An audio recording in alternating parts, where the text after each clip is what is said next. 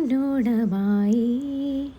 നീ വരൂ പൊന്നോണത്തുമ്പി, ഈ പൂവിളിയിൽ മോഹം കൊണ്ടെൻ മുത്തായി മാറ്റും പൂവയലിൽ. നീ വരൂ ഭാഗം വാങ്ങാൻ, പൂവിളി പൊന്നോണമായി. അങ്ങനെ പൂവിളിയും പൊന്നോണവും എത്തി. ഈ സമയത്താണല്ലോ ഒരുപാട് പേര് പാചകത്തിൽ പരീക്ഷണം നടത്തുന്നത് അല്ലേ. അപ്പം ഞാനും ഇന്നൊരു പുതിയ പരീക്ഷണമായിട്ട് ഇറങ്ങിയിരിക്കുകയാണ്. ഒന്നുമല്ല, കപ്പ പായസം.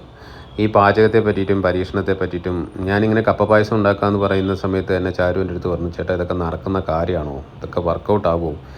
ഇത് പരീക്ഷണമല്ലേ. പരീക്ഷണം എപ്പോഴും പരീക്ഷണത്തിൻ്റെ അന്തിമമായിട്ട് റിസൾട്ട് വരുമ്പോഴാണല്ലോ നടക്കുമോ ഇല്ലയോ എന്നറിയുന്നത്. അപ്പോൾ ചാരു തന്നെ പറഞ്ഞു, എന്നാൽ പിന്നെ നന്നായി, പരീക്ഷിക്കും, നമുക്ക് നോക്കാം എന്താണ് അവസ്ഥ വരിക എന്നുള്ളത് അറിയാമോ. കാരണം നമ്മൾ ഈ പാചകം പരീക്ഷണം എന്ന് പറയുമ്പോൾ നൗഷാദക്കനെ ഓർക്കാതിരിക്കാൻ പറ്റില്ല. ഞാനും നൗഷാദക്കയും ഒരുപാട് ടെലിവിഷൻ ഷോകൾ ഒരുമിച്ച് അസോസിയേറ്റ് ചെയ്തിട്ടുണ്ട്. നൗഷാദക്കയുടെ നിങ്ങൾക്കറിയാൻ പറ്റും, നൗഷാദക്ക ബിഗ് ഷെഫ് നൗഷാദ് പാചകരാജാവ് എന്നാണ് അറിയപ്പെട്ടിരുന്നത്. പാചകരാജാവിൻ്റെ ടെലിവിഷനിലുള്ള എല്ലാ ഷോസും ഒട്ടുമിക്ക ഷോസും പ്രൊഡ്യൂസ് ചെയ്തത് ഡയറക്റ്റ് ചെയ്തത് ഞാനാണ്. അപ്പോൾ ഞങ്ങൾ ഇങ്ങനെ പല പല പരിപാടികൾക്ക് കുക്ക് ചെയ്തുകൊണ്ടിരിക്കുമ്പോൾ പുള്ളി ഈ കയ്യിൽ കിട്ടുന്ന സാധനങ്ങൾ വെച്ചിട്ട് വളരെ രുചികരമായിട്ടുള്ള ഫുഡ് ഉണ്ടാക്കും. വളരെ ചിരിച്ച സ്നേഹത്തോട് കൂടിയിട്ട് ഫുഡ് ഉണ്ടാക്കി തരുമ്പോൾ അത് ഇത് തീരാൻ വേണ്ടി ഇങ്ങനെ കാത്തിരിക്കും ക്യാമറാമാന്മാരും അതിൻ്റെ കൂടി നിൽക്കുന്നവരും കാണുന്നവരൊക്കെ. പിന്നെ പോയി ഈ ക്യാമറയിൽ ഇത് ഫുഡിൻ്റെ ഫൈനൽ കാണിച്ചു കഴിഞ്ഞാൽ പിന്നെ ഒരു 2 സെക്കൻഡിനകത്ത് ആ പ്ലേറ്റിനകത്ത് ഒരു തുണ്ട് ബാക്കി ഉണ്ടാവില്ല. അമ്മാതിരി ടേസ്റ്റിൽ എല്ലാവരും ചുറ്റും ഇങ്ങനെ കാത്തു നിൽക്കുന്ന ഒരു ഇതായിരുന്നു നൗഷാദക്കയുടെ കുക്കറി ഷോസിൽ ഉണ്ടായിട്ടുള്ളത്. അപ്പോൾ ഇതിപ്പോൾ കപ്പ പായസമാണ് ഇന്ന് ഉണ്ടാക്കുന്നത്. കപ്പ പായസത്തിൻ്റെ പ്രധാനമായിട്ടുള്ള സാധനം എന്ന് വെച്ച് കഴിഞ്ഞാൽ അത് ചെറിയ, അതായത് ഒരു അരിമണിയേക്കാൾ കുറച്ചുകൂടെ വലിപ്പത്തിൽ ഇത് കട്ട് ചെയ്തെടുക്കണം. കട്ട് ചെയ്ത് അരിഞ്ഞെടുത്തിട്ട് ഒരു പാത്രത്തിൽ നമ്മൾ സെപ്പറേറ്റ് വേവിക്കാൻ വയ്ക്കും.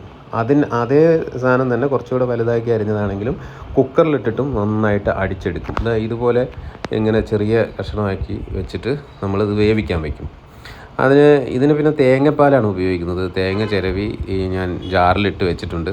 അത് നന്നായിട്ട് മിക്സായി പിഴിഞ്ഞെടുക്കണം. ആദ്യം 1-ാം പാല് പിഴിഞ്ഞതിന് ശേഷം പിന്നെ 2-ാം പാല് പിഴിഞ്ഞ് മാറ്റി വയ്ക്കുക. ഈ കുക്കറിലുള്ള സാധനം നന്നായിട്ട് വെന്ത് ഉടഞ്ഞ് പേസ്റ്റ് പരുവത്തിൽ ആക്കിയെടുക്കണം.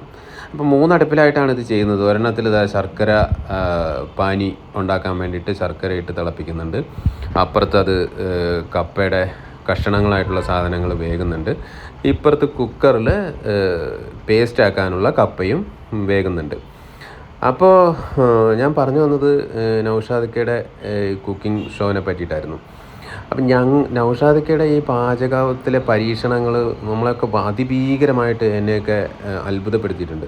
നൗഷാദക്ക ഞാൻ എല്ലാ ചെയ്യുന്ന ഷോസിലും നൗഷാദക്ക ഇപ്പോൾ മണിച്ചേട്ടൻ്റെ മണിമേളം ചെയ്തുകൊണ്ടിരിക്കുന്ന സമയത്തും ഞങ്ങൾ പാടിയിലൊക്കെ പോയി ഒരു ദിവസം നല്ല അടുപ്പൊക്കെ കൂട്ടി വെച്ച് അവിടെ മീൻകറിയും മണിച്ചേട്ടൻ മീൻകറി ഉണ്ടാക്കി. ഒപ്പം നൗഷാദക്കയെ കൊണ്ടൊരു 10 എപ്പിസോഡോളം ഞങ്ങൾ പാചകത്തിൻ്റെ പരിപാടിയായിരുന്നു. അതിനകത്ത് മനോഹരമായിട്ടുള്ള അവിടുന്ന് കായലിൽ നിന്ന് മറ്റേ ചാലക്കുടി പുഴയിൽ നിന്ന് പിടിച്ച മീൻ കറി വയ്ക്കലും അങ്ങനെ പല പല സാധനങ്ങൾ 5 ദിവസം 10 ദിവസം എങ്ങാണ്ട് കണ്ടവർക്ക് ഓർമ്മയുള്ളവർക്ക് ഉണ്ടാവും. അങ്ങനെ കുറേ സാധനങ്ങൾ അന്ന് ഞങ്ങൾ ചെയ്തിട്ടുണ്ട്. ഇപ്പോൾ ഇത് നമ്മുടെ കപ്പ പായസത്തിൻ്റെ ഉരുളി വെച്ചിട്ട് പേസ്റ്റാക്കിയ കപ്പയുണ്ടല്ലോ, ഉടച്ചെടുത്തത്, അത് ആദ്യം ഉരുളിയിലേക്ക് ഒഴിക്കുന്നു. അത് ജസ്റ്റ് ഒന്ന് തിളച്ച് വരുമ്പോൾ അതിലേക്ക് നമ്മൾ ഇത് ആക്കി വെച്ചിരിക്കുന്ന എന്താ പറയുക, ഈ വേവിച്ച കപ്പ, ആ വെള്ളം എടുക്കണ്ട, ആ വെള്ളം എടുക്കാതെ അതിനകത്തോട്ട് കോരിയിട്ട് നന്നായിട്ട് തിളപ്പിക്കണം. നന്നായിട്ട് തിളച്ച് കഴിയുമ്പോൾ തിളച്ചൊന്ന് ഒരു സെറ്റായി കഴിയുമ്പോഴാണ് നമ്മൾ തേങ്ങയുടെ 1-ാം പാല് ഒന്നാം പാല് ഒഴിച്ച് അതിനകത്ത് മിക്സ് ചെയ്യുക. ഈ കപ്പയുടെ കഷണങ്ങൾ എത്ര ചെറുതാക്കി അറിയാൻ പറ്റുമോ അത്രയും നല്ല ടേസ്റ്റ് ആയിരിക്കും കേട്ടോ അതിനകത്ത്. കാരണം ഇതിൻ്റെ വലിപ്പത്തിനനുസരിച്ച് ഈ കഷണങ്ങളുടെ വലിപ്പത്തിനനുസരിച്ച് ഇതിൻ്റെ ടേസ്റ്റ് വ്യത്യാസം വരും. അതിന് ഔഷാദിക്കാണ് എനിക്ക് പറഞ്ഞു തന്നത്. അങ്ങനെ ഓരോ ചെറിയ കഷ്ണങ്ങൾ അരിയുമ്പോഴും അത് ഉടച്ചെടുക്കുമ്പോഴും പകുതി വേവിക്കുമ്പോഴും ഒക്കെ വ്യത്യാസമായിട്ടുള്ള ടേസ്റ്റുകളാണ് നമുക്ക് കിട്ടുന്നത്. അതുപോലെ നെയ്യിൽ നമ്മൾ കിസ്മിസ് അണ്ടിപ്പരിപ്പ് ഫ്രൈ ചെയ്ത് എടുക്കണം. അത് ഫ്രൈ ചെയ്തെടുത്ത് അതും ഒരു സൈഡിലേക്ക് മാറ്റി വയ്ക്കാം. അങ്ങനെ എന്തായാലും ഒരു 3 അടുപ്പിലാണ് ഇതിൻ്റെ പരിപാടി നടക്കുന്നത്. ഇതിപ്പോൾ 4ാമത്തെ അടുപ്പായി, അല്ല മൂന്നടുപ്പ് തന്നെ. മൂന്നടുപ്പിൽ ഇത് ഫ്രൈ ചെയ്തെടുത്ത് മാറ്റി വയ്ക്കുന്നു. അപ്പോഴേക്ക് ഇത് നമ്മൾ പേസ്റ്റും നമ്മുടെ ഇതും കൂടെ മിക്സ് ചെയ്തത് നന്നായിട്ട് തിളച്ച് ഒന്ന് സെറ്റായി. അതിലേക്ക് നമ്മൾ തേങ്ങയുടെ 1ാം പാല് പിഴിഞ്ഞ് വെച്ചിരിക്കുന്നത്, അല്ല 1ാം പാലല്ല, 2ാം പാല് ഒഴിച്ചു കൊടുക്കണം. 1ാം പാലിൽ ലാസ്റ്റ് ഒഴിക്കാം. 2ാം പാൽ ഒഴിച്ച് നന്നായിട്ടൊന്ന് ഇളക്കി വീണ്ടും ഒന്ന് സെറ്റായി കഴിയുമ്പോൾ ഇതിൻ്റെ നമ്മളിപ്പോൾ വളരെ കുറച്ച് ക്വാണ്ടിറ്റിയാണ് ഉണ്ടാക്കിയിരിക്കുന്നത്. ഇതിൻ്റെ അളവിനനുസരിച്ചിട്ട് ഇതിൻ്റെ ഇത് മാറ്റിയും തിരിച്ചും മറിച്ചുമൊക്കെ നമുക്ക് എടുക്കാവുന്നതാണ്. അപ്പോൾ അങ്ങനെ 1ാം പാൽ ഒഴിച്ച് സെറ്റായി, വീണ്ടും 1ാം പാലെന്ന് പറഞ്ഞു, 2ാം പാൽ ഒഴിച്ച് സെറ്റായി കിടക്കുന്ന അതിനകത്ത് 1ാം പാൽ ഒഴിക്കുകയാണ്. 1ാം പാൽ ഒഴിച്ച് കഴിഞ്ഞാൽ പിന്നെ അണ്ടിപ്പരിപ്പും കിസ്മിസും ഇട്ട് വെളിയിലോട്ട് ഇറക്കി വയ്ക്കുക. തണുത്ത് കഴിയുമ്പോൾ കഴിക്കുക എന്നുള്ളതാണ് അതിൻ്റെ ഏറ്റവും വലിയ ഒരു സംഭവം. ഇത് ഞാൻ നോക്കിയപ്പോൾ സത്യത്തിൽ ഇത് തീർച്ചയായിട്ടും ഒരു പരീക്ഷണമാണ്. എവിടെ നിന്നും കണ്ടിട്ടില്ല, കേട്ടിട്ടില്ല.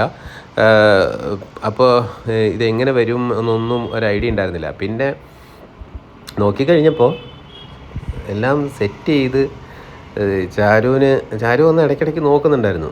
എന്താണ് അവസ്ഥ, അത് കപ്പപ്പായസം ഇങ്ങനെ വർക്കാകുമോ ഇല്ലയോ എന്നൊക്കെ നോക്കുന്നുണ്ടായിരുന്നു.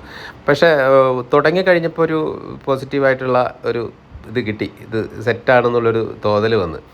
അങ്ങനെ PA എൻ്റെ ഇടയിൽ വന്നിട്ട് പാത്രം കഴുകി തരാം അത് ഇതെന്നൊക്കെ പറഞ്ഞിട്ട് കുറേ സഹായങ്ങളും പരിപാടികളൊക്കെ അവളുടേതായിട്ടുള്ള രീതിയിൽ നടക്കുന്നുണ്ടായിരുന്നു.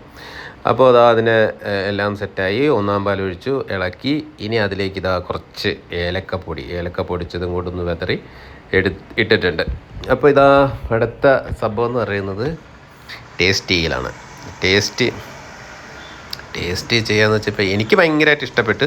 പിന്നെ നമ്മുടെ ടേസ്റ്റ് അല്ലല്ലോ. അപ്പോൾ ചാരുവിനെ വിളിച്ചിട്ട് ഇത് ഷൂട്ട് ചെയ്യാൻ വേണ്ടി എടുത്തതല്ല ശരിക്കും. ഇത് കൊടുത്തു കഴിഞ്ഞപ്പോൾ എക്സ്പ്രഷൻ കണ്ട് പങ്കിടാമെന്ന് വിചാരിച്ച് ചാരുവിനെ വിളിച്ച് കൊടുത്തു കഴിഞ്ഞപ്പോൾ പുള്ളിക്കാരി വന്ന് കഴിച്ച് നോക്കി. പിയേനെ പഠിപ്പിച്ചുകൊണ്ടിരിക്കുകയായിരുന്നു.